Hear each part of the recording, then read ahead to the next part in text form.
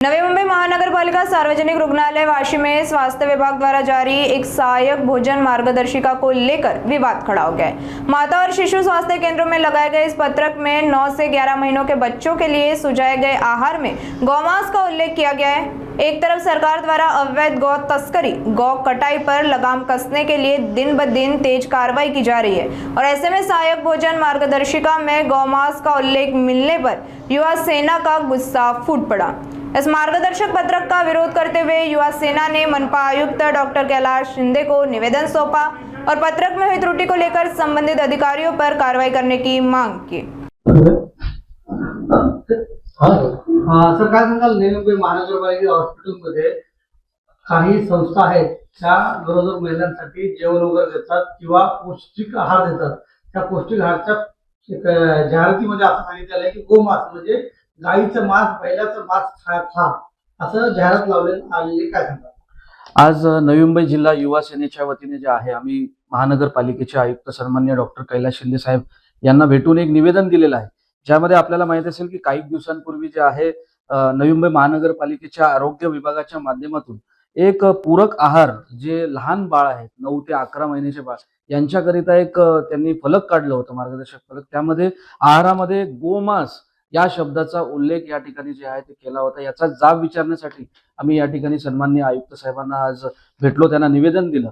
आपल्याला माहित असेल की आज केंद्रामध्ये असेल, राज्यामध्ये महायुतीचं हिंदुत्ववादी सरकार आहे आणि गोवंश संरक्षण असेल किंवा मग हिंदुत्ववादी संस्कार या ठिकाणी जे आहे संस्कृती जपली पाहिजे, याच अनुषंगाने सरकार सध्या या ठिकाणी कार्यरत आहे। आणि असं असताना या ठिकाणी काही महानगरपालिकेचे जबाबदार अधिकारी जर अशा पद्धतीने कृत्य करत असेल किंवा कुठलीही शहानिशा न करता जर अशा पद्धतीचे पत्रक जे आहे चिटकवत असतील, महानगरपालिकेच्या रुग्णालयामध्ये असतील, अंगणवाडीमध्ये असतील, तर खऱ्या अर्थाने या ठिकाणी जे आहे शिवसेना गप्प बसणार नाही।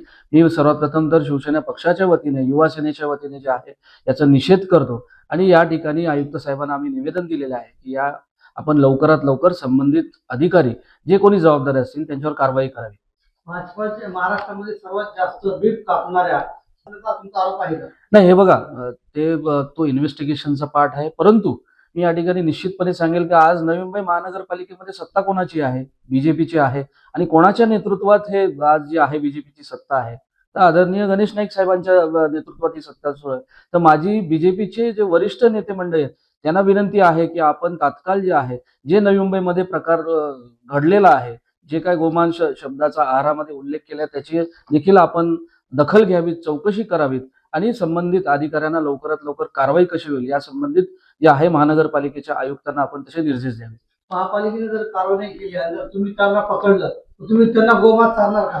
नाही, निश्चितपणे हे बघा तो भाग नंतरचा झाला, परंतु सर्वात प्रथम तर ह्या संदर्भात जे आहे गोमांस ज्या पद्धतीने याचा उल्लेख झालेला आहे, जो कोणी अधिकारी याला जबाबदार असेल त्याच्यावर लवकरात लवकर कशी कारवाई होईल हा सर्वप्रथम तर जो आहे आमचा या ठिकाणी जायचं प्राधान्य असेल। आगे युवा सेना जिला प्रमुख अनिकेत महात्रे ने सहायक भोजन मार्गदर्शिका में गौमांस सेवन के उल्लेख का तीखा विरोध करते हुए पुष्टि की कि संबंधित पत्रक यह अंग्रेजी भाषा में प्रसारित हुआ था और पत्रक का हिंदी संस्करण यह AI के जरिए बिना पढ़े प्रसारित किया गया। नाही, निश्चितपणे आपल्याला या ठिकाणी सांगू इच्छितो, हे जे फलक निघालेले होते हे इंग्रजीमध्ये निघाले होते। मला कुठेतरी या ठिकाणी समजलेलं आहे की संबंधित जी कोणी अधिकारी होती त्यांनी AI माध्यमातून मराठीमध्ये ट्रान्सलेट केलं गेलं आणि कुठलीही शहानिशा न करता, कुठलंही वाचन न करता त्यांनी हे कुठेतरी त्या ठिकाणी सगळ्या ठिकाणी चिपकवलं गेलं। ते खऱ्या अर्थाने दुर्दैवी म्हणायला लागेल आपल्या नवी मुंबई महानगरपालिकेचं। म्हणून मी संबंधित अधिकाऱ्यांना जे आहे तात्काळ त्या ठिकाणी कारवाई व्हावी असं आपण निवेदन आयुक्त साहेबांना दिलेलं आहे। इस पत्रक के विवाद की त्रुटि मान्य करते हुए स्वास्थ्य अधिकारी डॉक्टर राजेश महात्रे ने यह एक नजर गलती के तहत हुआ ऐसा कहा और इस बात पर खेद व्यक्त की।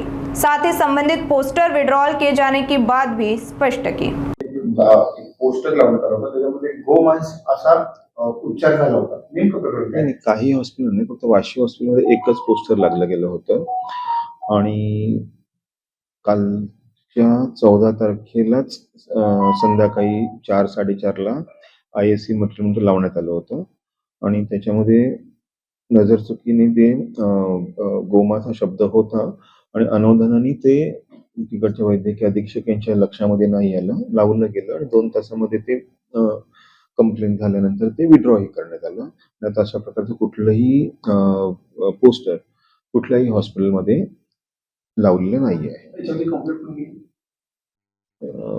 कोणतरी एक पेशंटचे नातेवाईक होते, त्यांनी ते वाचलं आणि त्यांनी मॅडमकडे जाऊन तिकडच्या वैद्यकीय अधीक्षकांकडे जाऊन त्यांच्याशी त्यांनी चर्चा केली. त्यांनी त्यांचं जे काही झालेलं आहे त्यांनी दिलगिरी व्यक्त केली. मग फक्त ही नजर चुकीने झालं होतं म्हणजे नजर- आपण स्पेलिंग मिस्टेक आहे. नजर चुकीने झालं होतं किंवा एका संस्थेच्या म्हणजे मान्यताप्राप्त संस्थेच्या वेबसाईटवरून घेतल्यामुळे त्यांनी ते तपासायची, प्रूफ रीड करायची त्यांनी तसदी नाही घेतली, कारण मान्यताप्राप्त संस्थेकडनं ते डाउनलोड केलं होतं आणि त्याच्यामुळे मग ते झालं, अनावधानाने झालं. त्याच्यावर त्यांनी दिलगिरी व्यक्त केली आणि पोस्टरही त्यांनी विड्रॉ केलेला म्हणजे आता कुठेही अशा पोस्टर नाही. आहे. 101% नाही. अब देखना यह होगा कि जल्दबाजी व लापरवाही के चलते मनपा स्वास्थ्य अधिकारियों द्वारा सहायक भोजन मार्गदर्शिका में उल्लेख किया गया गौमांस सेवन यह विवाद क्या नया मोड़ लेगा। क्या संबंधित अधिकारियों पर सख्त कार्रवाई होगी भी या फिर 9 से 11 महीने के बच्चों के लिए प्रसारित यह विज्ञापन पत्रक एक नए विवाद को छेड़ेगा।